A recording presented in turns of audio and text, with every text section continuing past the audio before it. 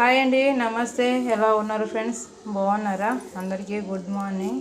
ఈరోజు మంగళవారం అండి. శ్రావణ మాసం అయితే అయిపోయింది కదా. వరలక్ష్మి వ్రతం చేసుకోలేనేమో అనుకున్నాను. ఏదో అమ్మ దయ వల్ల అయితే కూడా లాస్ట్ వారం అయితే చేసుకోగలిగాను వరలక్ష్మి వ్రతము. చాలా సింపుల్గా చేసుకున్నానండి. నైవేద్యాలు అయితే కూడా 5 రకాలు చేసి పెట్టాను అనమాట.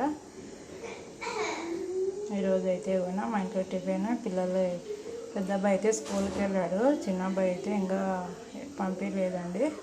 అమ్మ కూర్చున్నది కదా, అందుకు కొద్ది రోజులు బయటికి పంపించకూడదు అన్నారనమాట. ఈరోజు మా ఇంట్లో టిఫిన్ వచ్చేసి పాలకూర చపాతీ అండి. ఇది శనగల కర్రీ అండి.